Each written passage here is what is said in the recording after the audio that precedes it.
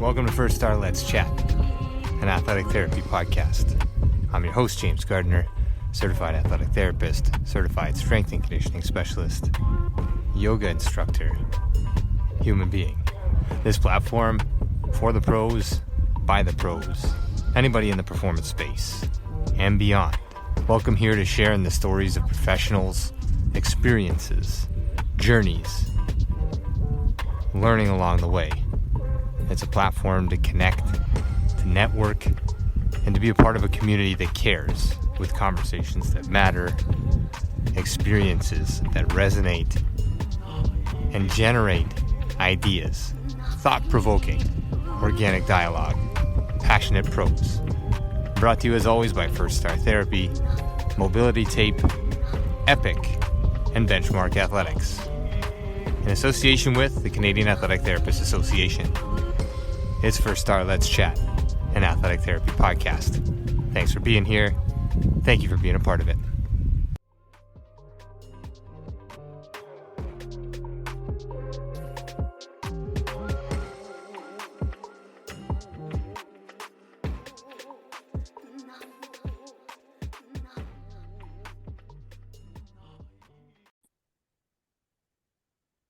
And welcome on board. This is Let's Chat, an athletic therapy podcast, the official podcast of WFATT. We are continuing our journey in our award winner series, the Impact Award winners from WFATT across the globe. Today, joined by award winner Kaori Tamura, Associate Professor, Director of the Master of Science in Athletic Training program at the University of Hawaii at Manoa. We'll get into her story and her nomination from Kumiko Hashida, who is a postdoctoral research associate in the Department of Kinesiology at the University of Georgia, did her PhD in education, completed that at the University of Hawaii at Manoa. The obvious overlap, but first of all, thank you so much for your time. Kaori, we'll start with you. Welcome aboard. You can do whatever you want to do to introduce yourself here to the audience, but congratulations on the Impact Award for 2023. Thank you so much. Thank you, James, for having me, and thank you for this wonderful award. It's such an honor to be here and to be awarded. Amazing. And Kumiko, thank you for your time as well, obviously, in putting a nomination together. Let's start the journey there, I guess, for our listeners and for myself and for each other to sort of celebrate the profession. Where did the nomination come from? How do you know Kaori? How did she impact your life? And then we can jump in from there. Yes, thank you for having me and thank you for having us. My first interaction with Kaori, Dr. Tamura, was at the Athletic Training Educator Conference in Dallas, Texas, happened in 2017. I look at the picture and I was like, when was it? It was 2017. So it's been almost 7? No. 7. Calculation is off. 7 years, Yeah. 7 years. And I was a junior in athletic training program at the University of Nevada, Las Vegas.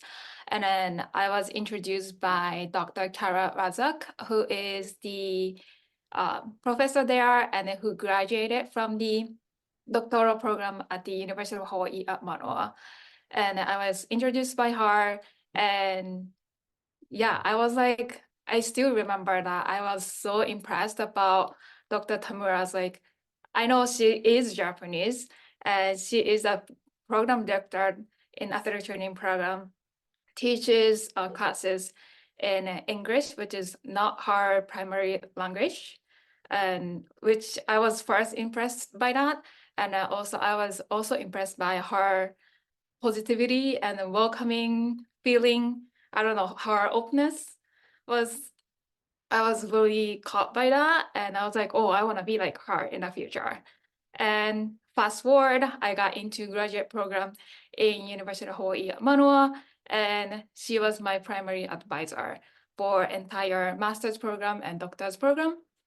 And yeah, even I transferred to new job at University of Georgia, I still talk to her. She remains as my advisor, and she's not only just my academic advisor, but I also consider her as a personal mentor.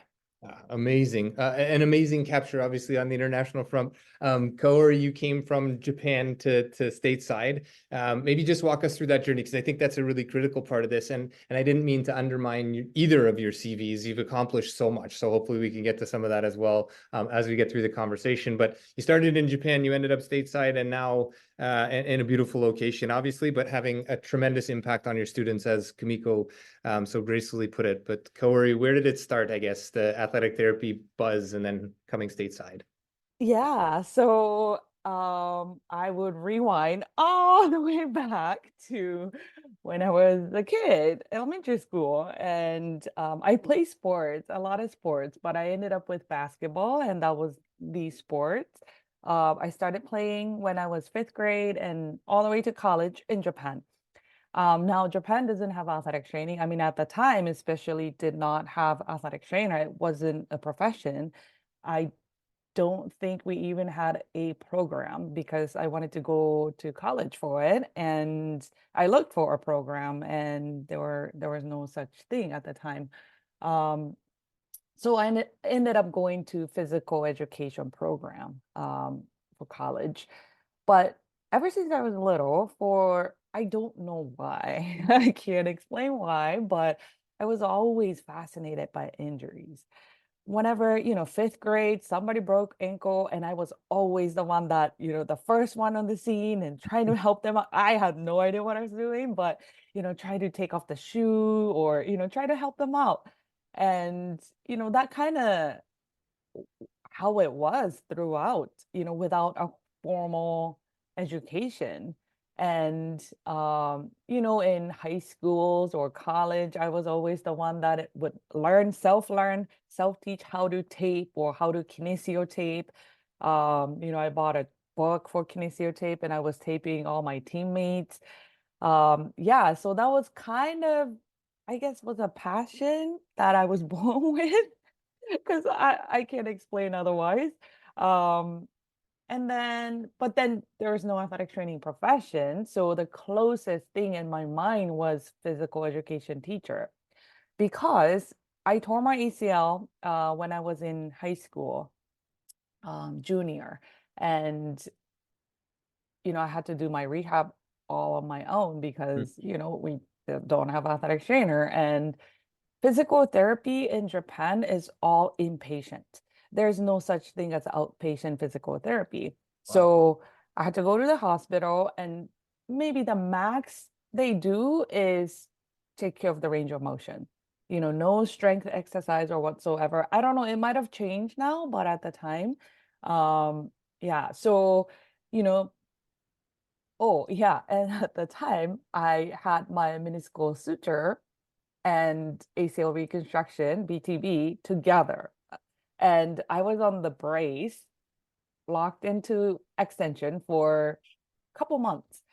And so my range of motion was really, really bad.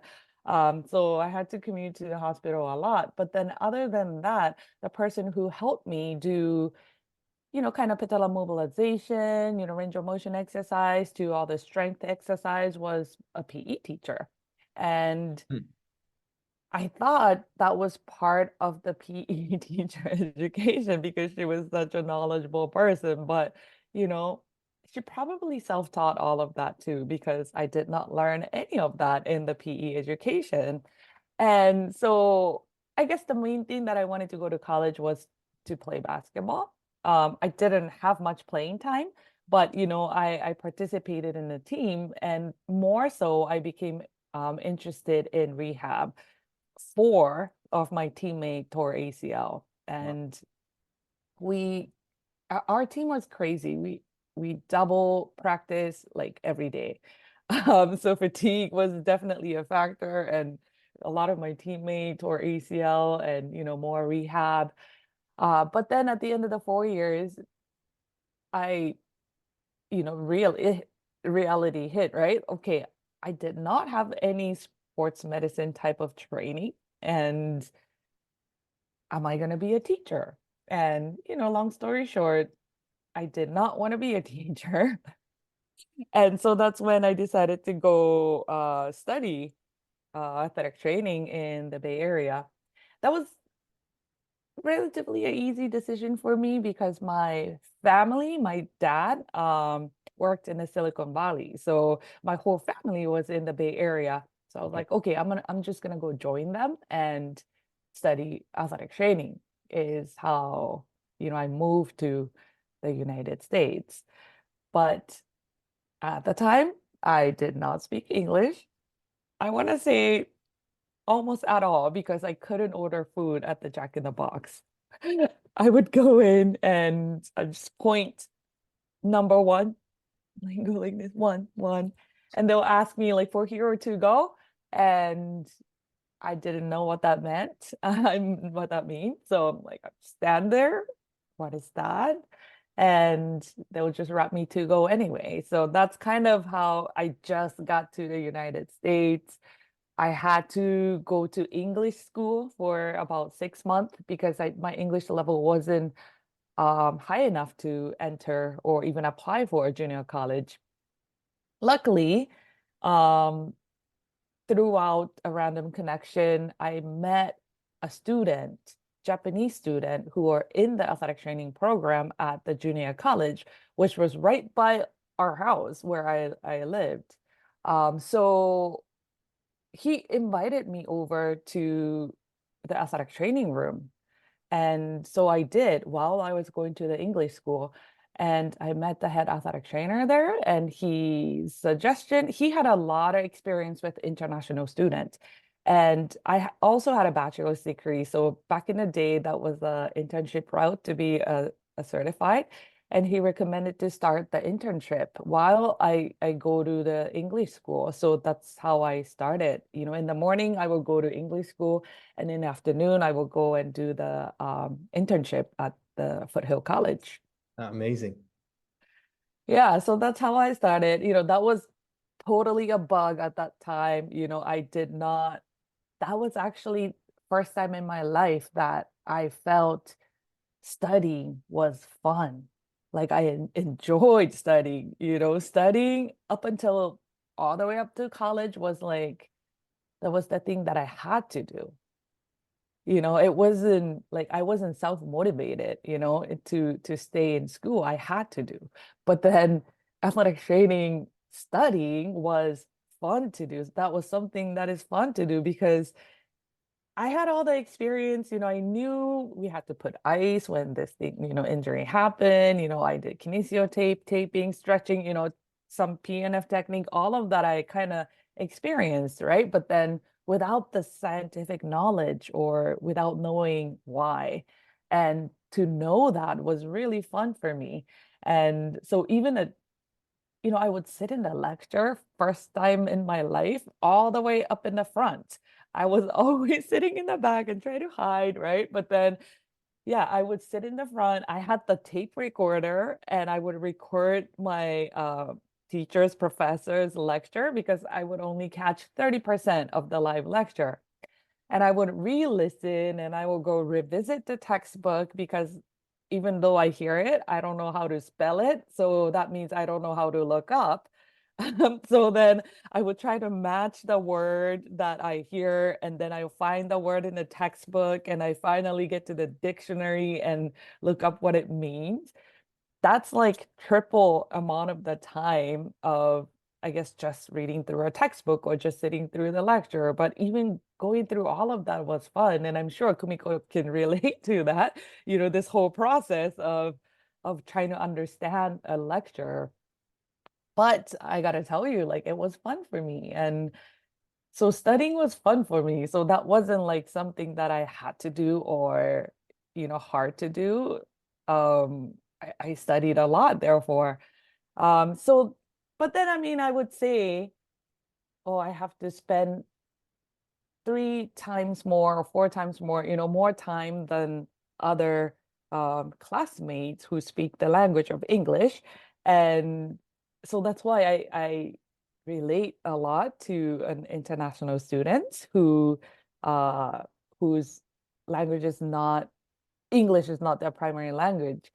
I also, at the time, my goal was to go back to Japan and be an athletic trainer because from my experience, there is no athletic trainers in Japan, but they need one.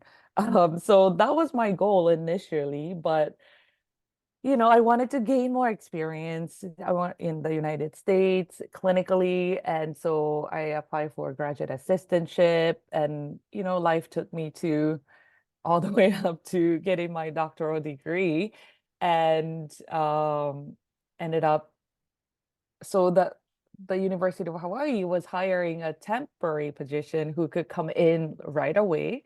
And it just so happened that the timing was there, and that was 2011. I took the temp position. 2012, it became an official tenured director position, and I've been there since. And so I kind of flipped my thinking. Instead of going back to Japan and contribute, is there anything that I could do from this place for a Japanese athletic training profession? And naturally, I think because I speak their language, a lot of them contacted me for, short-term visits. They want, basically, they want their student to open their eyes because Japan is an island, and you have to intentionally go out there to experience something outside of Japan. And a lot of the professors in the Japanese university, they were looking for that opportunity. And so, if their interest or focus is sports science or athletic training, then, it's easier to come to Hawaii because I speak their language. And so we started to accept, actually, the relationship was even there with few university because I guess University of Hawaii has a lot of support to accept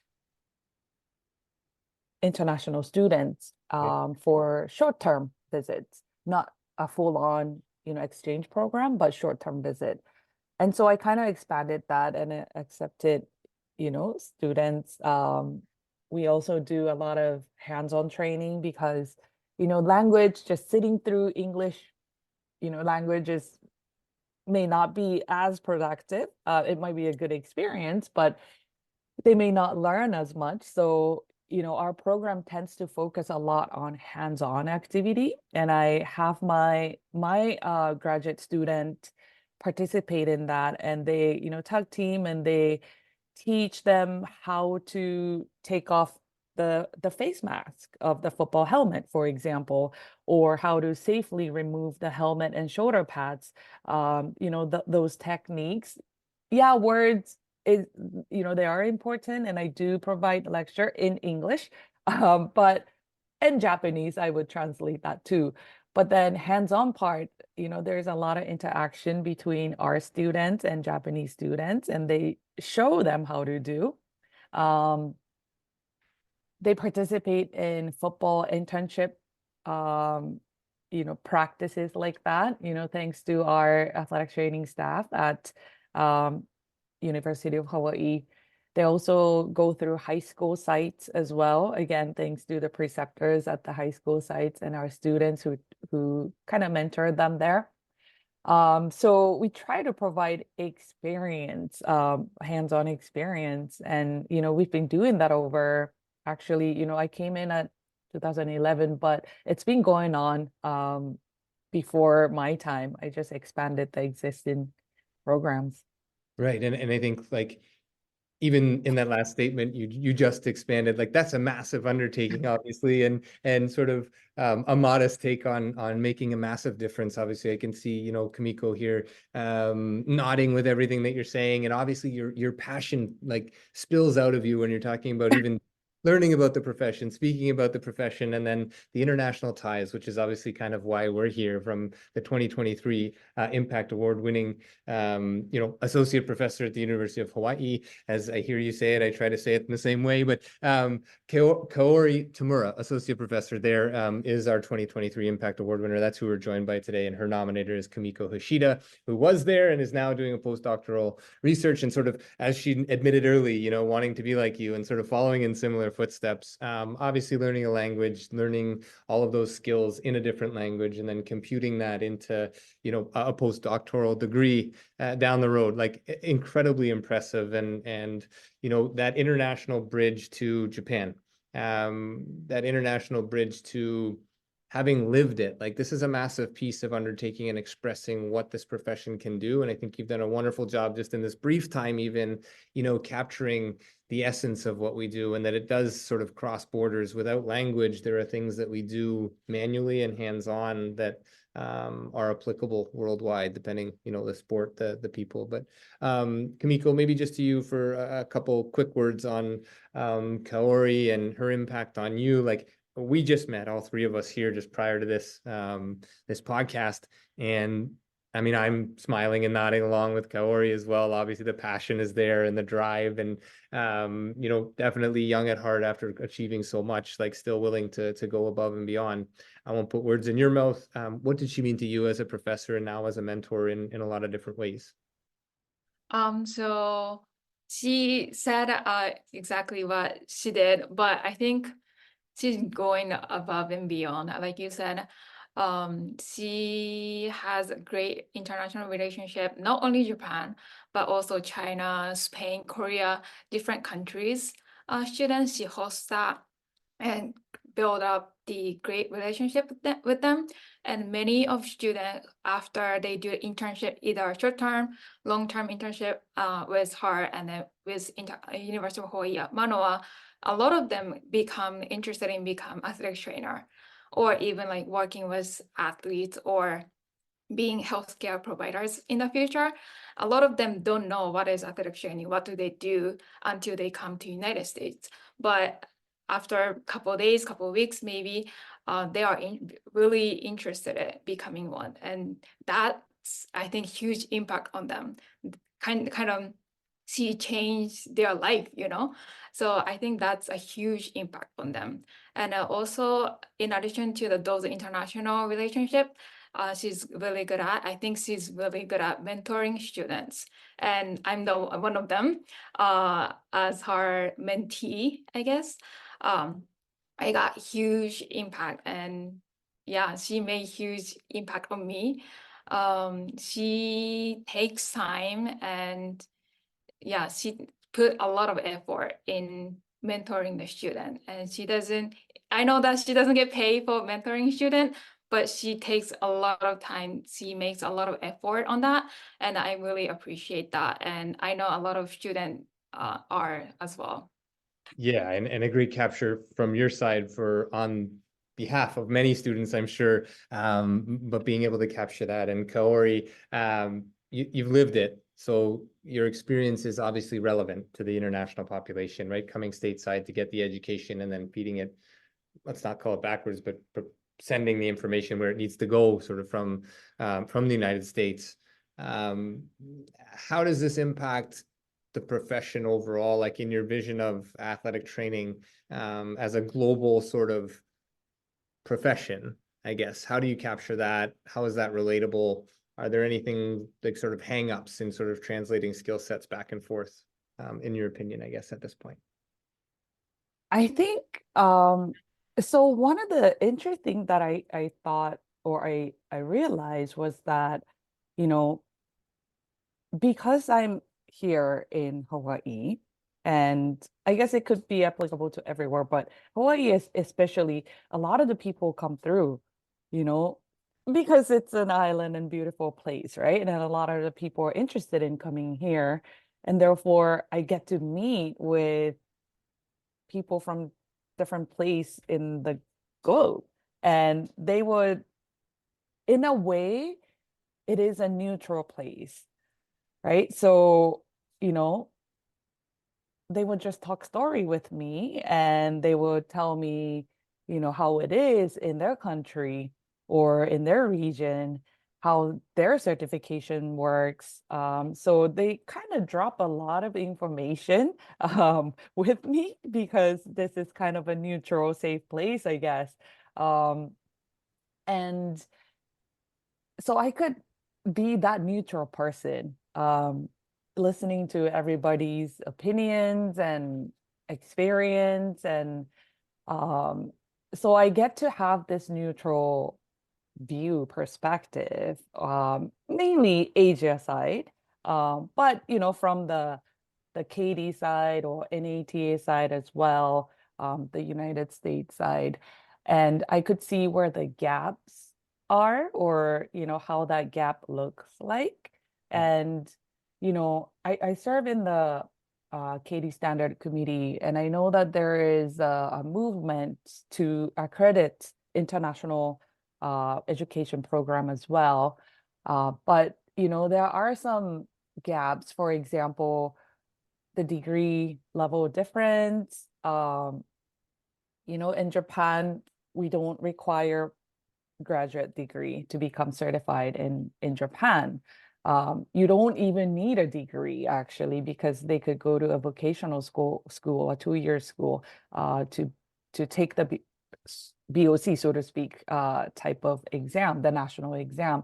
So like I could kind of see those gaps and why it has to be that way in Japan, because Japan in itself has its history of becoming certified in athletic training. It's a different, it's not a BOC NATA related degree, but Japan has its own history, right? And then there is a set of BOC certified athletic trainer trained in the United States, and then they went back to Japan and they created a JATO.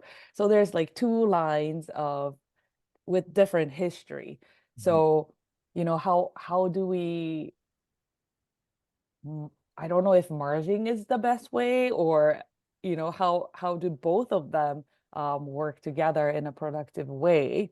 Like that sort of Absolutely. background information, I think it's very important to consider, because each country has its own history of, they may not call it an athletic training, but, something similar. And yeah, so I think a lot of understanding of their culture and background, and the common mutual goal, and how do we integrate that? How do we understand each other? And how do we, I guess, make it a global? I do agree that this should be a global thing, every country had a same understanding with each other and respect each other and work together. I think that will be the best case scenario. But to get there, I think it's very important to understand each other's cultures and histories and backgrounds. And, those are the sort of things that I look forward to hearing when the visitor comes. And I like to learn a lot about that.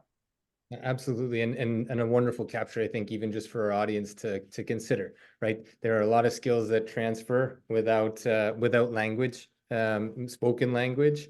But at the same time, those cultural considerations, right? Those historical considerations, those need to be brought from the independent country in order to understand how this profession can fit in, how we align, and not just take, in my example here in Canada, would be like take the Canadian model and plug it in somewhere else. It just may not work culturally or from that standpoint. So you want job in capturing that. Exactly. And that's something that I learned a long time ago. I was involved in this, Japanese visiting program when I was a graduate student. And so one of the professor and certified athletic trainer from Japan, kind of taught me that point. Just because you learn techniques in the United States and you become certified, that doesn't give you entitlement in Japan. Yeah, you might be certified in the United States, but you come back to Japan, and things that you learn, how to do things, you might have to rethink, and we have to remold, to fit it in the Japanese culture and things that are done in the way that are done in Japan. So that message I try to tell every single international students that are interested in becoming certified or in my program. Yes, you are going to gain great education in the United States. But, if you were to go back to your country, you also have to consider what's going on in your own country, your history. You must respect that. Do not try to put what you learn here in the United States and take it as is back to Japan, back to your own country, and then just plug it in. It's not going to work that way. So I always try to tell that to the international students, and I hope that they become one of those connectors. If they do go back to their own country, then, with that understanding, then, we have a lot of, I guess, I want to plant seeds everywhere. And then, eventually we reconnect. Yeah, and not, just in my head, at least, I see so many parallels with potentially aligning sport to sport. So if I apply some knowledge from basketball, it doesn't necessarily apply to hockey, right? I may know how the knee works, but I also need to understand the specifics of the sport, or in this case, the culture, the language, these types of things. So I think just hearing you speak and having the nomination and winning this award, the Impact Award, I'd love to dive deeper here and go longer and longer. Maybe we can have another conversation. And if you need another international, like we do have a border between Canada and the US, I'd be happy to come out to Hawaii and do this so we're on the same time frame the next time we chat. But in all seriousness, this is an opportunity to share the profession and to share this honor with the globe, athletic therapy, athletic training professionals, athletic training, athletic therapy students across the globe. Again, Impact Award winner. This is our series with Let's Chat, an athletic therapy podcast, the official podcast of WFATT.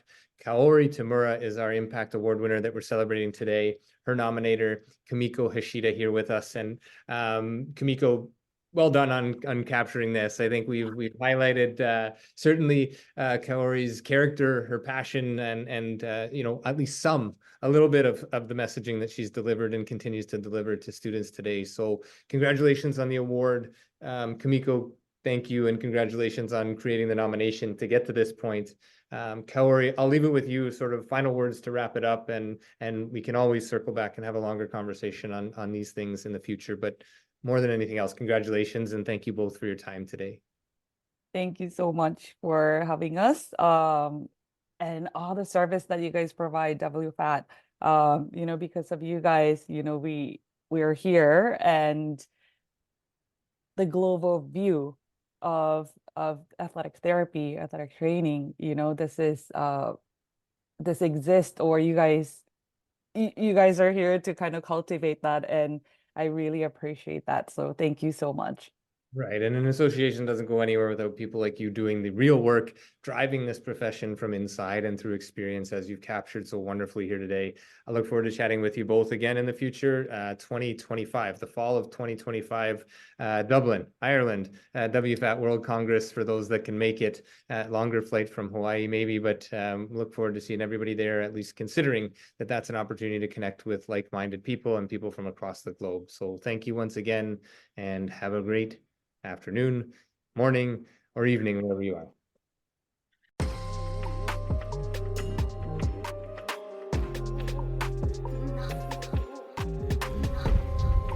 Thanks again for being here. Thanks for listening. Thanks for being a part of this community.